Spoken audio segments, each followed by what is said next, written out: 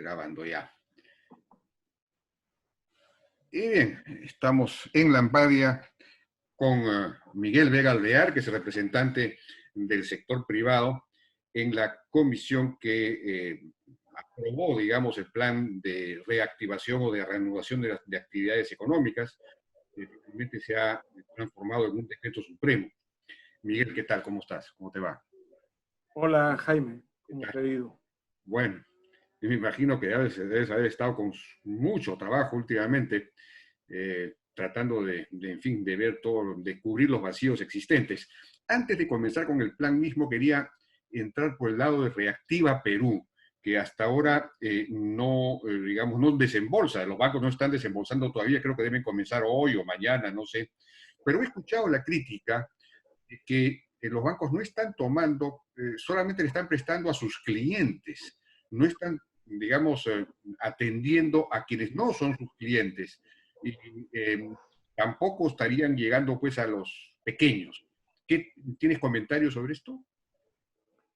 Bueno, recibo la información de los sectores precisamente de la pequeña industria y de la microempresa vinculados con la Sociedad Nacional de Industria, con FIEP, la Asociación de Exportadores o la Cámara de Comercio, que lo que manifiestas es un sentimiento que veo generalizado.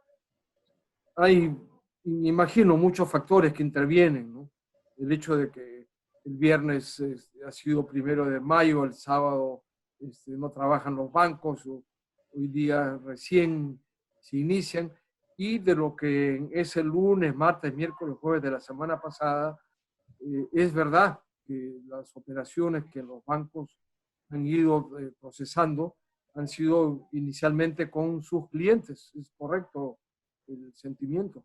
Ahora, ya ayer anoche el ministro de Economía ha hecho manifestaciones de gran interés de que el programa Reactiva Perú funcione y confiamos en eso. Y también entiendo por la Asociación de Bancos, el presidente Martín Naranjo ha reiterado la voluntad de poder cumplir de la manera más cabal con el requerimiento. Pero no hay duda que la población está pasando momentos bastante difíciles. No es solo micros y pequeños, también Claro, intervienen sí, pues. medianos y grandes. Sí, pues esto ya se ha demorado mucho, en realidad ha habido demasiado trámite para que comience el desembolso, las aprobaciones de COFIDE, en fin. Entonces sería bueno que, dada la garantía tan alta y el esfuerzo que está haciendo el Banco Central mismo, pues esto alcance a todo el mundo, ¿no? Claro. Ahora, yo quería pasar directamente ya a los temas del plan. Este plan de reanudación parte de unos lineamientos que ha aprobado el Ministerio de Salud, que se llaman lineamientos para la vigilancia de la salud de los trabajadores. Y estos lineamientos, es decir, que todas las empresas tienen que aplicar, ¿no es cierto? ¿Son cumplibles? ¿Están bien hechos? ¿La empresa privada ha participado en su diseño, digamos, para darles viabilidad, para darles realismo? ¿O cómo ves el tema? Bueno, para las empresas, por lo menos lo que está en el ámbito de lo que accedo a la información, solo conocemos ya la resolución ministerial que han publicado, Ujú. con todos estos requisitos el día de ayer o hoy, no me acuerdo ya si ha sido esta referencia. Supe por el sector minero dentro de CONFIEP que estos requerimientos establecidos, los lineamientos por el Ministerio de Salud, ya habían generado una angustia porque entre ellos habían puesto como requisito, después de pasar por todas las pruebas, exámenes que se requieren, no podrían trabajar las personas que tengan grado de obesidad 1, para más.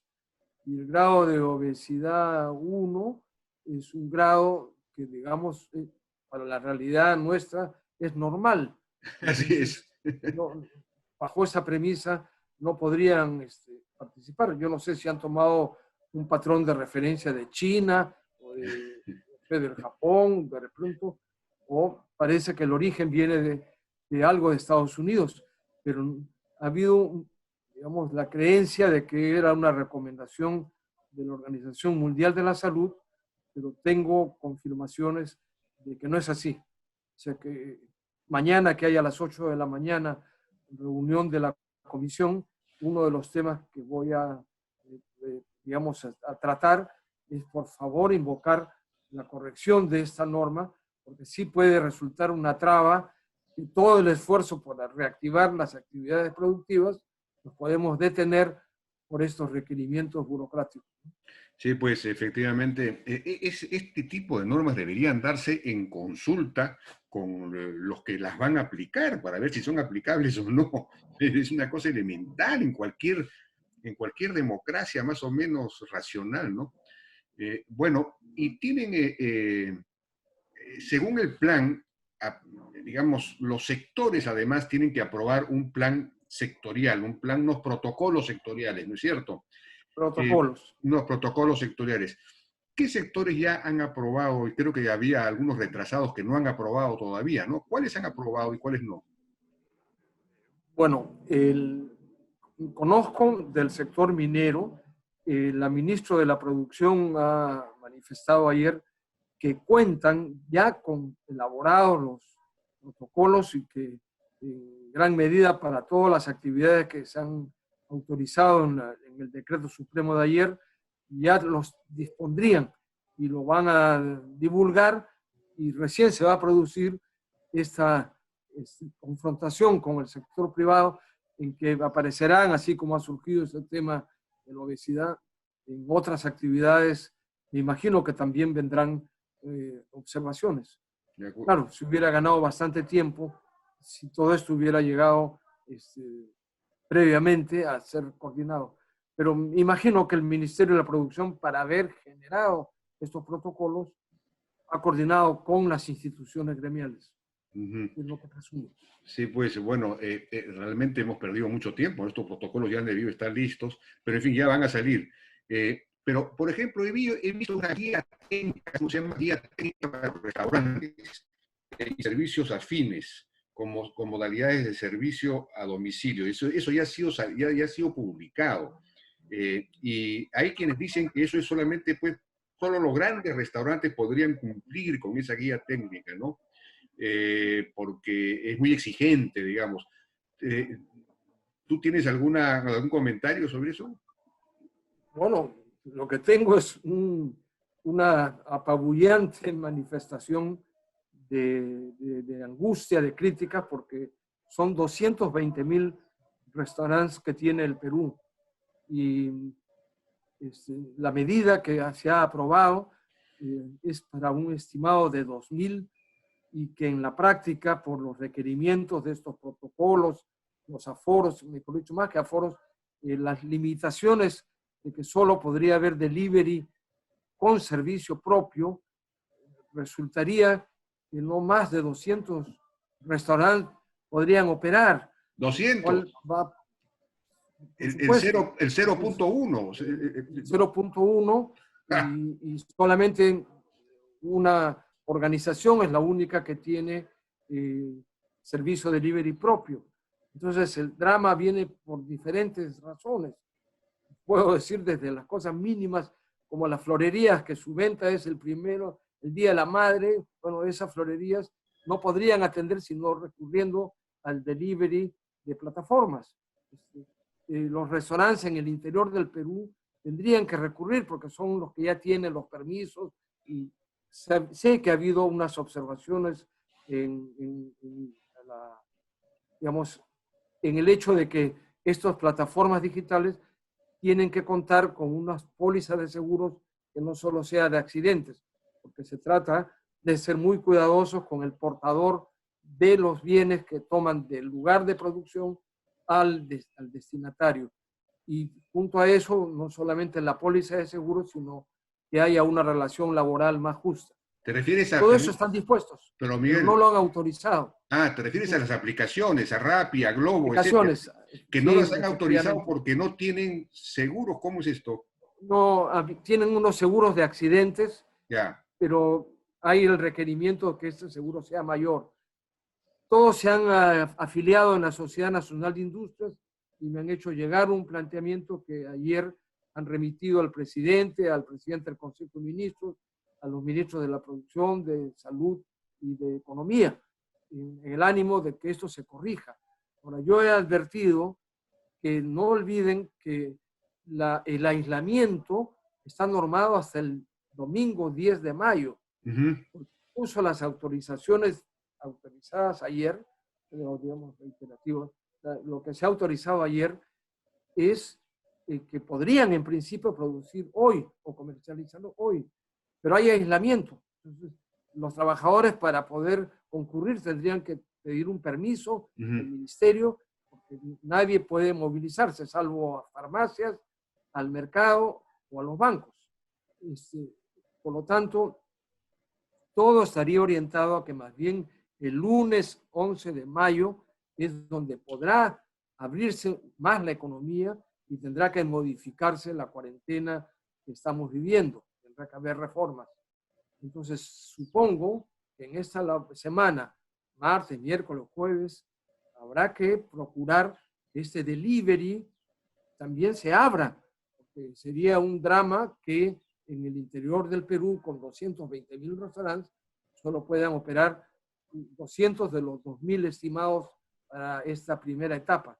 Creo que tenemos que ser mucho más consecuentes con la emergencia. Llevamos 50 días y se trata de la crisis económica más grave del Perú de los últimos 120 años.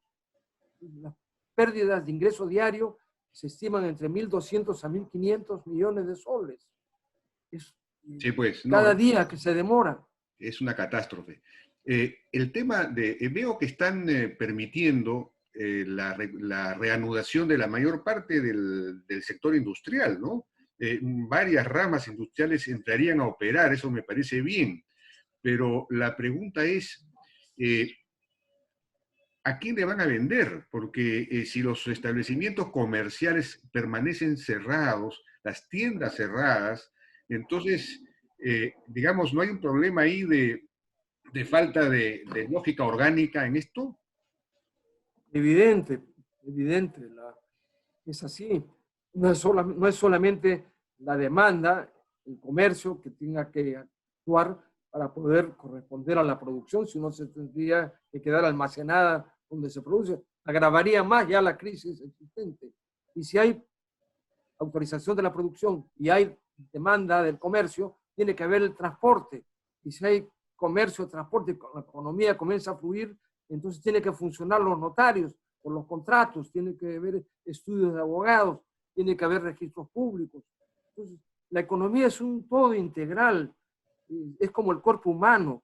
Entonces, hay dañados, estamos dañando los órganos del cuerpo, hay medicamentos que se aplican, pero no olvidemos que en esas tres prioridades están los requerimientos del sector salud para evitar que esta pandemia se expanda el contagio. Está el trabajo, o sea, el empleo, hacerlo subsistir, evitar que se despida gente. Y la única manera de evitarlo es autorizando producir y que la economía funcione. Y la economía es como la sangre. Si no circula, nos morimos. Ahora, el problema es indispensable que circule. Claro, Miguel, pero el problema es que como la reapertura se supone que debería ser en realidad pues gradual, progresiva, entonces, sin embargo, digamos, es muy difícil, y ese fue el gran problema de la planificación central soviética, digamos, es muy difícil planificar la economía, es decir, estos sectores entran o estas actividades entran y estas no, porque como tú bien acabas de decir, todas las actividades están de alguna manera integradas, los eslabonamientos existen, entonces uno no puede decir, produce tú, pero no vas a poder comercializar o no vas a poder transportar. Entonces, ¿qué planteamientos vas a llevar tú como representante del sector privado, digamos, ante esta comisión? Para que, digamos, ¿cuáles son los vacíos que adviertes? ¿Qué es lo que habría que incorporar, que no se ha incorporado, etcétera? Entonces, vayamos primero con el concepto básico. Toda esta pandemia ha puesto en evidencia que todo lo que estamos ya viviendo y lo que viene al futuro, hay dos tendencias. Una, la tendencia del mundo asiático, y la otra, la tendencia proveniente de la cultura occidental europea, que abarca Europa y la América en general, el territorio. En las sociedades asiáticas va cada vez con más aún con el 5G, que ya ingresa fuertemente como modo de vida, están orientándose a sociedades autoritarias, disciplinarias, y la misma cultura desde la educación primaria. Son países como China, Japón, Corea del Sur, o Singapur, Malasia, Indonesia, etcétera, son casi como soldados. Y el 5G tiene un control muy cada vez aproximado sobre el trabajo, sobre la familia, sobre su conducta, el comportamiento. Sí. Al otro lado está el otro mundo, que a la cultura europea le ha costado guerra, sangre, 300 años de lucha por la libertad, Claro. y la libertad humana, con la dignidad de ella. Entonces, las sociedades democráticas, pertenecemos a esta cultura, sobre todo incluso Latinoamérica, fusionada con las comunidades originarias, que no han sido colectivistas, sino individualistas, y necesitamos que confíen en nosotros. La revolución industrial, digamos, proyectó la persona en familia, y el mundo del siglo XX, después de las guerras, ha transformado eso en empresas. Entonces, nosotros estamos ante una realidad en la que, tal como nuestra Constitución lo dice, la persona humana es el eje, y la proyección de la persona humana en la familia, y la familia está transformada en empresa. Confíen en las empresas, confíen, tienen que el gobierno decir, este es mi protocolo sanitario, esto es lo que tenemos que controlar, y sancionar si alguien no lo cumple.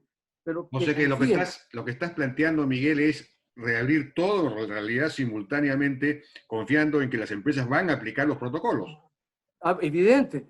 Entonces diría que empecemos para el mundo formal, porque tienes que tener un control a quiénes estás, si no sería un relajo, una anarquía. Así es. Entonces, la SUNAT, la sector formal paga sus impuestos, cumple con la SUNAT, cumple con sus normas tributarias, presenta balances. A todas ellas podrían autorizarlos mañana. Y entonces el esfuerzo del Estado puede orientarse en todo el mundo informal, de micro, mediano, pequeño, grande, a poder colaborar para que el protocolo sanitario se cumpla y abrir esa economía lo más pronto posible. Por ejemplo, yo no creo que el sector productivo comercial, Jaime, tenga capacidad para sostenerse de aquí hasta agosto.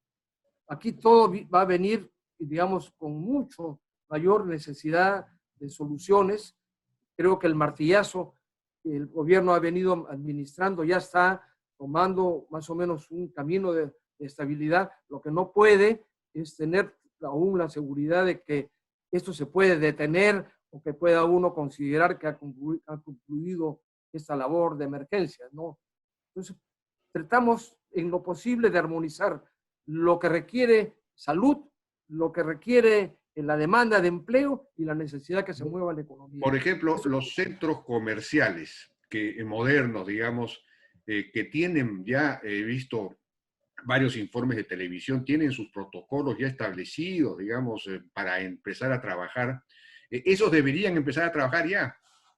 Pero obvio que termine el aislamiento el 10, se están perdiendo, claro, actividades del Día de la Madre este domingo. Pero a partir del lunes 11, que tendrá que disponerse las reformas de la inmovilidad, evidente, ellos han presentado protocolos muy avanzados internacionales de seguridad sanitaria, de bioseguridad. Pero ellos han ofrecido colocar al inicio el ingreso a los centros comerciales para poder medir la temperatura de las personas, o sea, ponen aportes diferentes para dar tranquilidad, por un lado, al país, al gobierno y a la población, de que van a ser celosos, cuidadores de este esfuerzo de evitar que esta pandemia. Además, aplicarían pruebas a su personal y todo lo demás. Claro. Pero pueden intervenir en los controles también con las empresas de retail que ya han manifestado que se solidarizan y están con también sus propios protocolos de aforo junto a la bioseguridad. Ya, entonces, pero lo que pasa es que según el plan aprobado, estos recién los centros comerciales recién abrirían en junio. Lo que ustedes van a pedir entonces es que empiecen a abrir desde ahora, me imagino. ¿No? Evidente, sí, cierto. Claro, es un pedido. El gobierno tiene el poder decisorio. De acuerdo. Mi Y misión es transmitir la realidad. eh, hay, ahora, lo que no me ha quedado claro es en el caso de cada empresa, digamos, tiene que aprobar su propio protocolo, ¿no es cierto? De funcionamiento, pero no tiene que pedir aprobación, simplemente lo registra, ¿no es cierto? Exacto. Ya, Y actúa a través de gremios su comunicación con los ministerios de acuerdo. respectivos para facilitar el enlace. Otro tema, otra crítica que le he escuchado esta vez a Guido Valdivia de Capeco, es que para las obras de construcción, de edificación, para que puedan ser abiertas, se estaría exigiendo, o el Ministerio de Vivienda ha exigido o ha dispuesto que se utilice buses privados, que sea obligatoria la utilización de buses privados para reabrir esas obras, digamos. Pero eso, por ejemplo, en el caso de Lima, dice él, se necesitarían pues 4.000 buses y 10 metropolitanos, que eso sería pues absurdo y implicaría además una renuncia del gobierno a normar la seguridad sanitaria en el propio transporte público, porque le están diciendo no use el transporte público, ponga sus propios buses privados. ¿Eso tiene sentido? ¿Has oído hablar de esto? La Cámara Peruana de la Construcción manifiesta tener mucha disposición a colaborar con la idea de poder disponer dentro de los límites de su capacidad de transporte que no exponga a los trabajadores a un contacto. Pero también es, como bien explicas, ahí hay limitaciones por la cantidad de personas y por la manera tan distinta del lugar donde se están llevando las obras, ¿no? Creo que el metropolitano, para empezar, debería ya funcionar Claro. pronto, este lunes, con las reservas de la bioseguridad de por medio, la desinfección de los locales, el aforo interno dentro de los propios vagones. Todo eso es parte. Lo que se requiere es que no podemos vivir con una crónica de una muerte anunciada. Sí, pues. Si alguien le dice que acá usted no va a ser autorizado hasta julio, agosto, le están diciendo usted ha muerto hoy, porque no llegan. En los 50 días que no ha vendido nada, perdió su capital de trabajo, se ahogó, no tiene cómo pagar a sus trabajadores. Y le dicen que todavía tiene que esperar 2 meses más para ello. Por eso es que hablo de la necesidad de soluciones integrales o territoriales, porque 5 de regiones del Perú tienen el 80 y tantos % de la infección. Lima, Lambayeque, Piura, Loreto, Lima y Callao, obviamente, eso es el 80 y tantos %. Entonces podrían los 17 regiones del Perú, en teoría, liberarlos, porque los índices son ínfimos. Y dentro de Lima mismo, si uno cree, porque Lima tiene el 75% de la infección del Perú, es un tema profundamente Lima y Callao, pero bien se podría también a la hora de evaluar que son 5 o 6 regiones o distritos los que concentran el 50% de la infección del Perú. Entonces podrían liberarse los 30 y tantos distritos, los de Lima y los del Callao que correspondan, y poner todo el esfuerzo del Estado para que en estos sectores de gran densidad poblacional y que tienen este problema, para que funcionen los controles y ordenar, no congestionar las idas al mercado, sino facilitar con el control y con planeamiento. Bien ha propuesto el almirante Jorge Montoya que la Fuerza Armada está en capacidad, para eso existe, tiene 100 personas que pueden trabajar en un planeamiento de solución, que podrían estar en estas 5 regiones que tienen la mayor concentración y que tengan la capacidad de operar en los distritos de Lima tienen el mayor foco de promedio. Y entonces el Estado tendría mucho más capacidad, habiendo reducido sus ámbitos de acción, que están expandidos en todo el territorio, donde los riesgos son mucho menores y no son De efectos acuerdo. graves. De acuerdo, lo que no se puede hacer es prolongar la cuarentena, como de hecho ya se ha prolongado mucho, seguirla prolongando y seguir prolongando la cuarentena para varios sectores de la economía, es decir, impidiéndolos que reanuden su actividad y al mismo tiempo no controlar, por ejemplo, el tema de los mercados. Eso hasta ahora no sale una norma del gobierno sobre cómo deben ordenarse, regularse los mercados. Los bonos no se reparten, entonces si la gente no tiene ingresos, si no tiene víveres, los víveres se han repartido muy mal, lo ha dicho también el almirante Montoya, pudo haberse comprado, pues, pudo haberse centralizado las compras, y que la empresa que ganara la licitación, digámoslo así, repartiera, en fin. Hay que resolver eso para que no todo el mundo tenga que estar yendo todo el tiempo a los mercados. Si eso se resolviera, entonces podríamos avanzar mucho más claramente, pero no se puede, digamos, poner todo el peso en empresas que después van a morir, como tú dices. Hay que actuar en los temas críticos, ¿no? Confiando en la gente, confiando en la gente. ¿Acaso no han cumplido la población con someterse a las restricciones de este severo, digamos, confinamiento o aislamiento en el que vivimos? Los desórdenes se han hecho porque hemos puesto unos horarios al concurrir al mercado y la gente que vive, el 80% de la población económicamente activa, vive de un ingreso diario. Claro.